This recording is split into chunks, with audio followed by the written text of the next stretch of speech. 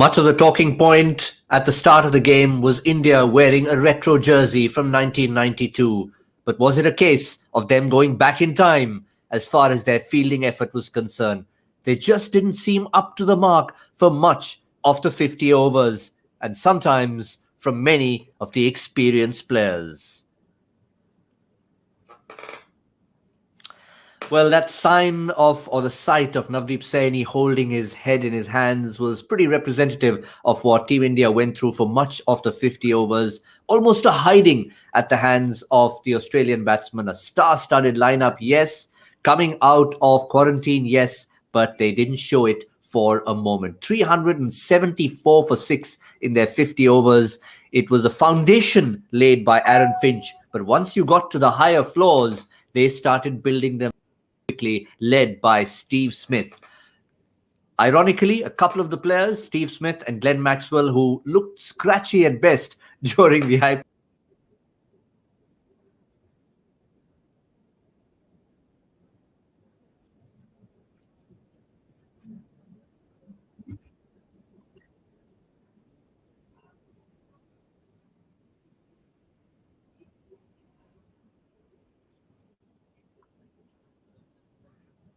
Acceptable, Zaheer? Not at all. I think that's too much time taken. But I think the first game you would say, okay, that the bowling unit was looking rusty, but I don't think that should be an excuse. Look at how things have been progressing. But if you look at all the players being part of IPL, playing regular cricket, being in touch with regular practice. None of the excuses are acceptable at this stage, and overrate is certainly something which is in your hands. You can always keep up with that, and that was very poor. Shows that the overall energy on the field, the urgency which is required in this game was lacking, and Aussies actually took complete advantage of that. And then when you saw that opening partnership building, you see the urgency in running, being proactive. Strike rotation was something which was spot on. On the other hand, Indians, I think all the 11 looked off touch, off color, and you don't expect a national team to be like this on the field. Yes, Michael, it was just that first partnership, as we said, was the foundation, but we saw the rapid rate at which the other partnerships came about. You mentioned yourself that maybe teams have been guilty of not hitting the ground running in Australia enough, but this was maybe just not hitting the ground at all. No, I mean, I'll be honest. I thought India looked like a team that had been beaten and battered and bruised playing Australia for a couple of months. That sometimes, you get yourselves into that kind of position when you've been on a tour for a couple of months and you've been beaten heavily. That's what the Indian side looked like today. They looked like a team that had been out there being beaten on a consistent basis. The energy levels weren't there. The body language was poor. The fielding was atrocious. I put it on Twitter. They fielded like me, and I was an awful fielder. I'd have been at backward point today for the Indian side. They're at that kind of standard. And you've got to be very, very careful, particularly when you go on a tour like Australia, that you have to come out the traps and start quickly. And you have to show Australia the right body language, the right mindset, the right mentality. Because if you give them an inch, they do take a mile. And when you've got the likes of Finch, you've got Warner, you've got Maxwell, Smith, Lavish, Jane, they're wonderful players. And if you just give them one iota of an opportunity to open that door, they're going to charge through it. And when you've only got a team with 5 bowling options on a flat wicket, it's so difficult for the captain. He needs more options. He has to have at least a 6th option, if not a 7th, when you're playing in this era of white ball cricket. So the setup of the Indian team doesn't quite look right to me. The mindset wasn't quite there. The body language wasn't quite there. They better bat a little bit better. Yeah, ironically, Labuschagne was the only one not in quarantine, and he's the one who missed out. But Zaheer, just a little technical point before we come to the bowling. Very often we talk about catches being up in the air. You misjudge it. Here, it was a case of players being maybe 10 yards inside the boundary and rushing in So most of the catches were about where they were positioned as opposed to how they take the ball. I think it was more than positioning. It was just about awareness. I feel positioning is something for the boundary riders. They are very well aware of, and more often than not, you'll see the boundary riders usually like to stay inside so that they can go for that miss hit, which is more often the case than going for something which is well timed. More often than not, it will usually sail over for six. So that is something which boundary riders decide based on the situation.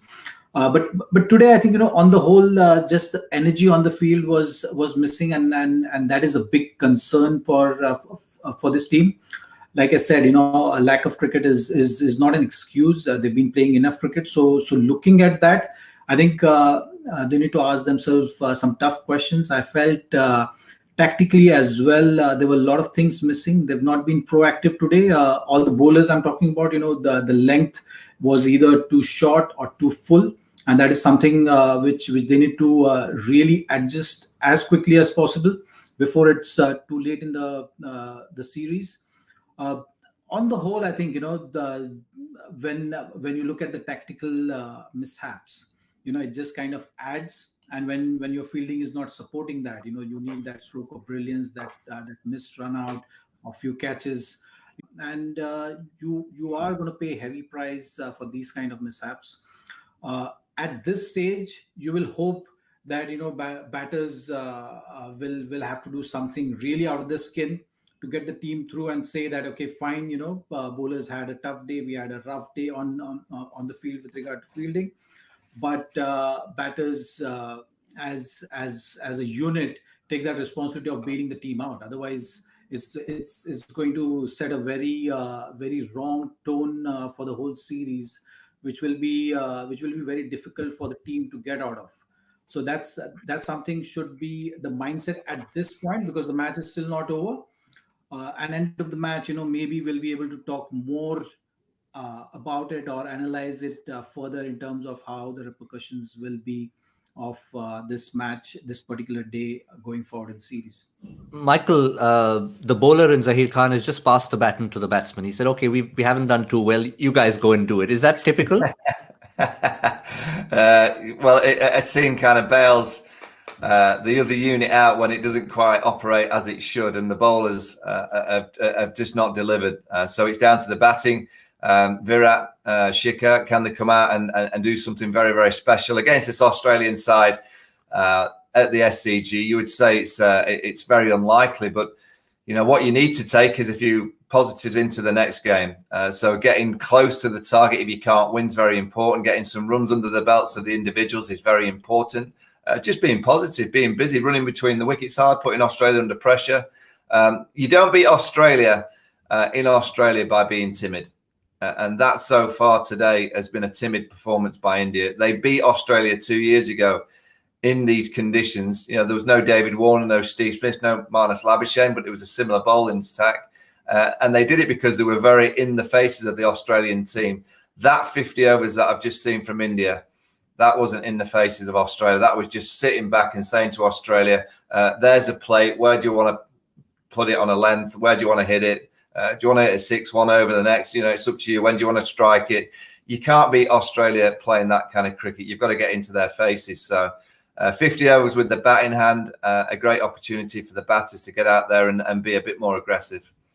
You can see the post-mortem that's coming from both Zaheer Khan and Michael Vaughan. But I'm going to throw one to both of you, and something we briefly discussed on Cricbuzz Combox, as well as perhaps even in the start of the show. Tactically, yes. Lengths, yes. But did they not need that 6th and 7th bowling option to go to? And of course, that first 10 or 15 overs when they didn't take wickets. Zaheer? Well, having 6 bowling option is a luxury. There's no doubt about it, and we did speak about that all-round option, which is not available, and Indian team will have to wait for Hardik to start bowling at some stage and start contributing. But when you don't have that option, rather than breaking your head over it, you just got to understand, accept, and plan it. I think you still have 5 capable bowlers who can do the job for you. It's just about getting those tactics right, fine-tuning things, and then moving on with the game. And then you have to find that way of winning matches. You have to find that way of getting those wickets and putting pressure on the opposition. Yeah, we had a look at those numbers there, Michael, and I think they told a story. It was basically 4 matches where India did have that sixth bowling option, but since then, you're talking about pretty much 5 bowlers every single time. We had Kedar Jadhav, Shreyas Iyer chipping in, but after that, it's just been that formula of 5 bowlers, nowhere else to turn.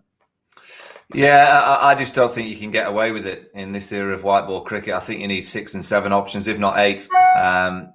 Just to have 5. I know Hardik's got his problem with his back. He'll come back, so that's a 6 option. But even with 6, I still think you need one other option. It's a different era of white ball cricket, the way that these batters now attack certain bowlers, the matchups. They pick on a bowler that they know that they can kind of knock out the attack, and then it really derails you as a captain. So I'm surprised by the makeup of the side. I'm surprised that India don't have more all-rounders. I'm surprised that some of that top 5 can't bowl a little bit more. You go back 10 years ago and India pretty much had a top 5 where all could contribute a little bit with the ball. So that is something that I think India as a whole need to look at in white ball cricket, is how do they get deeper with the batting hand? How can they get an 8 and a 9 that can strike the ball better than they have at the minute? And also, how can they get more bowling options by, 1 or 2 of that top 4 just offering something with the ball in hand? It might be something over the course of from now to the next World Cup that they really have to work on players that can just offer a little bit more so with the ball as well as not just the bat. But that's not for now. It's obviously for in the future. They've somehow just got to bring a better mindset and mentality with the batting hand. But just having, Zach will tell you, just having 5 bowling options, you've got to be very good. You've got to have 5 incredible bowlers to guarantee that you're all going to bowl your 10 without having any contribution from any other bowler. Respond to that, Zaheer, because in your era, you knew, I'm not pointing any fingers at you. I'm sure you could get 3 or 10 without unscathed most of the time, but you knew the back of your mind, you could have a UV, you could have a Raina, you could have a Sachin Tendulkar coming in and chipping in with full 10 overs, sort of Ganguly, for God's sake. See, when you have more options, as a captain, also that gives you liberty to play around with your overs. Otherwise, you kind of get stuck, like you've seen today when around 40 over mark. You have to get your spinners out. Otherwise, you knew that things are going to be really tough for you. So you have to make sure that your Ravindra Jadeja's overs are finished by 40 over mark. You just had Chahal's 2 overs, and you at times get stuck with a set pattern. And that is something when you have 6 or 7 bowling options, that gives you luxury, not only from the point of view of who's having an off day, but also just to be more proactive and tactical with regard to who's batting in the middle. When you have only 5 bowling options, at times you get limited with that flexibility in the middle overs. Yeah, and also, Gautam, can I just add, as a batsman, when there's 5 bowling options and that's all the opposition have got, you know exactly when those bowlers are going to be bowling. If there's a 6 and a 7, you as a captain can surprise a batting time by, bowling a bowler that they wouldn't have expected. So they've kind of derailed the batting team's think tank in terms of what they're trying to achieve. When you know that there's just 5, it's very difficult to surprise the batting unit with anything, because that Bumrah's going to bowl the last 2 from one end. You just kind of work that out. Chahal will come and play a little part here and there. He's kind of the surprise package with his excellent leg spin. But I just think it's too easy for the opposing team to read the tactics of the opposing captain when there's just 5 bowling options. Yeah, but let's give praise where it's due. Chahal didn't have a great day, went for his most expensive ODI figures ever, 1 for 89. But looking at the opposition, it's one thing to know they have 5 bowlers. It's one thing to have a few bad lengths bowled, but you've got to take advantage. Finch with the base and Steve Smith with that fabulous finish, lightning quick 100. What an effort it was from these 2 stalwarts. Zaheer first.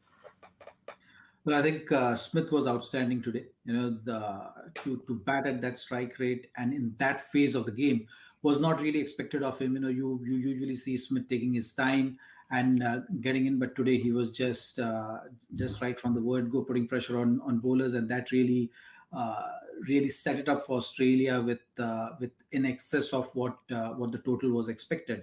I think Finch was going to be aggressor. That is something, once we've seen that kind of partnership to start with, we knew that he's going to take charge in the middle, and he has been their best player of spin. And in terms of putting pressure on the spin bowling in the middle overs, when Finch is there, it's always going to be tough for any spinners to bowl in that phase. So credit to Australia. I think once they got that start, it was always going to be difficult for the spinners to come in the middle overs. And we've been talking about Indian team's success over the years. The key has been that first block, that first power play, taking those 2 wickets. And maybe Bhuvneshwar Kumar was someone who was consistently using that swing to his advantage and providing that breakthrough. Bumrah was also when he was focusing more on his away swinger deliveries to the right-handers, was able to make that impact. Now that the teams are going to look to be very cautious to Bumrah, and they will make sure that Bumrah has to bowl really good wicket-taking deliveries to get the batsman out. And the batters are going to be always conservative with him, waiting for their areas to play out Bumrah. So that is something which I think, as a bowling unit, Indian bowlers need to sit and figure out, have that strategy. So Bumrah needs to be more aggressive. He needs to be making the play rather than focusing on the areas. So he should be the one who is taking more risk, because he's the number 1 bowler of the Indian side, and he needs to set that tone by going at batters and looking to take that wicket, creating that chance early on. Yeah, don't worry, Zach. We won't feel it's a broken record. We want you to keep saying that until they get the message of those 2 wickets in the first 10 overs. But Michael, it's not a coincidence with Warner and Finch. They've got 50 plus partnerships, 100 plus partnerships, and the only 2 that were under 20, one was 18, one was 20, Bengaluru and Rajkot. Guess what? India won those 2 matches, the only 2 they won. Yeah, I mean, that's why you've got to be a bit more risky in the first 10 to try and dislodge them. It's almost worth dangling the carrot to go for a couple more runs to get a wicket or so against those kind of players, because if they get in and beyond that 10th over, the records speak for itself. They know how to get hundreds individually. They know how to put on the big partnerships as a pair, and they know that they're an intimidating duo that, once Australia get them out of the traps and they set that foundation, Australia always posts that big score. So it's trying to work out how you get the wickets. I mean, today the ball didn't swing. It didn't seem. There wasn't a great deal of spin, true bounce, not too quick. So very, very difficult. You've almost got to force the error. They had opportunities. There was a run-out opportunity at mid-on. Jadeja, you would have expected him to throw down the stumps of Aaron Finch, but he'd already got a few. They did just look like they were in the mood. They looked like they'd had enough of the quarantine. They'd finally got the sun out. They finally had a few people cheering them on in the stands. Really high-class players. Once you get them in that environment and they know the pitches, it's in their favour as a batting team. Not many really good players miss out in that kind of scenario. Also, let's remind all of you of the significance of this game. Because yes, we have many bilateral series, and India and Australia have a great history of playing each other over time. But what people have been crying out for around the world is for ODIs to have some significance in between the 4 years that are sandwiched between the big World Cups. The World Cup is, of course, something to play for. In between, you'd have a bilateral series. Someone wins, someone loses. Doesn't really matter. Now, it matters. Why? Let's tell you exactly why it does. Because India so far haven't got on the board yet, but they will now, starting with this particular game. The ICC, the Cricket World Cup Super League, which of course builds up to that World Cup. But when you look at it, this is the period from the 1st of May 2020. This is the first game India will play in that till the 31st of March 2022. All the 12 test playing nations and the Netherlands, each side plays 8 other teams 3 times each, and the top 7 teams qualify directly for that 2023 World Cup. So, Michael, it's just adding significance. Of course, India do qualify as a co-host or a host. Anyone will. But it does add significance to every bilateral series and every ODI you play. Yeah, I think that's what cricket needs. We've had it with the Test Championship. I think that's added more context to every single Test match, and this is exactly the same. Every single one-day game matters. I think there was a stage where, particularly ODI series, which were being played 5 or 7 games, if a team won the first 2 or 3, you just felt the remaining 3 or 4 were just another game of cricket. Well, there's just not that other game of cricket anymore, because everything really matters, particularly those that aren't hosting the next World Cup. Obviously, India get that free hand. The rest of the teams, they know that if they have a run of 3 or 4 games where they don't win, the pressure will start to build. I still think, that the powerhouses will be absolutely fine. A few round the bottom. I'm really looking forward towards the end of 21 and early parts of 22, where you start looking at a few real tight games, because you want to make sure that you're in that top 7. You want to guarantee your qualification. You don't want to be going to a qualifier and going through that process, because you want to be, with the amount of players playing time these days, the more opportunity you can give them a breather and a bit of a rest, the better that the team and the players will be for it. So it's important that you finish in that top 7. Very different from the days, Zaheer, when it used to be a test series with a few ODIs thrown in, or a test and ODI series with a T20 thrown in there. Well, the real significance of this will come about when one of the powerhouses gets derailed, and I think that's when you realize that, okay, what is the whole significance, and how this rule has really affected. It's just the beginning. So for few years to come, the powerhouses will surely be qualifying, but there will be a time when one of the associate nations will really push these powerhouses, and we've seen it with someone like Afghanistan. We've seen it with Bangladesh. We've seen it. If you go a few decades back, maybe in 90s, you've seen Sri Lanka, how they came about to win that 96 World Cup. So that is something, which you'll see going forward. So I think this consistency, if they stick to, then yes. Yes, fair enough. So that's as far as see that which will really excite all the fans and viewers. Yeah, we're already excited. It's game 1, not the way it's progressing so far from an Indian fan's point of view, but certainly the fact that you're going to be on the table.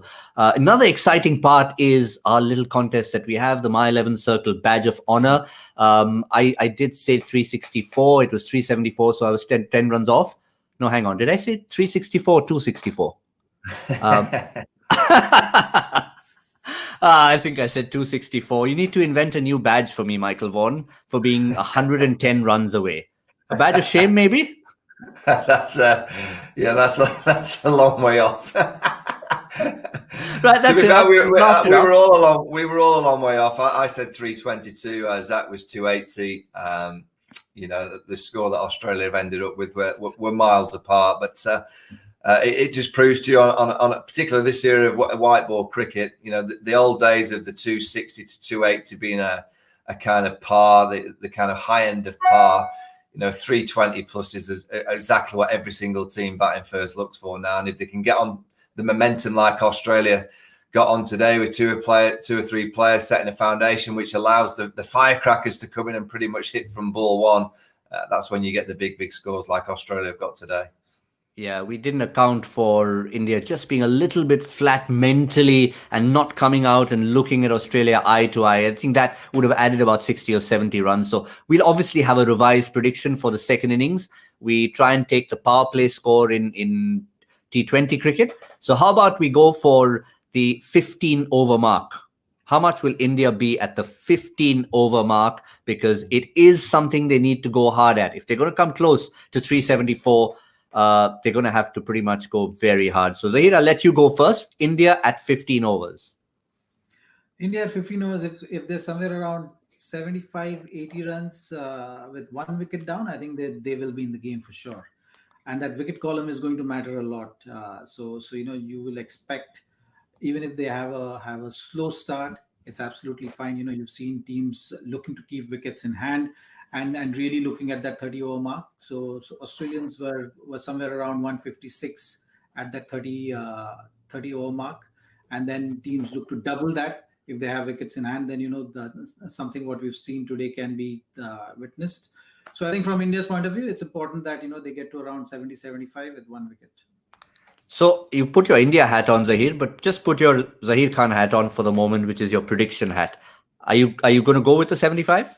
Yeah, I will hope that, because you want the game to be interesting. You want to see that fight, and I think the mid-innings conversation has to be something like I was mentioning earlier. It's batters' responsibility now to bail the bowlers out. So that is something. If they're managing to do that, then the series will surely be coming alive. Otherwise, it'll be a long tour ahead for the Indian team. So from Indian team's sake, I will hope that they put up a show now. All right, that's the second time he said that. He's thrown it straight back at Michael Vaughan and the batsman. So while Michael ponders for a moment, I'm going to chuck in a number of my own. I'm going to be optimistic this time instead of pessimistic. I was optimistic for India. I'm going to go 91 for India in 15 overs. Yes, I like your optimism. I'm going to go the opposite way. I think they might lose a couple of wickets. So I'm going to go 67. All right. 67, 75, 91. Yeah, we've got a full attack coming up with Stark and Cummins leading the way. Adam Zampa, that'll be a great matchup against Virat Kohli. It's always had a great matchup between those two. So some fascinating cricket to look forward to no matter what happens. And India will certainly want to stick in the game till as much as possible. It's just the first game of a long summer, or a winter if you happen to be following from India or even England, even colder back there. Thank you, Zaheer. Thank you, Michael Vaughan. We will see all of you in the 15th over on Cricbuzz Combox. And of course, we'll be back in the 35th as well to see India's progress in this mammoth, monumental run chase. This has been My 11 Circle Presents Cricbuzz Live.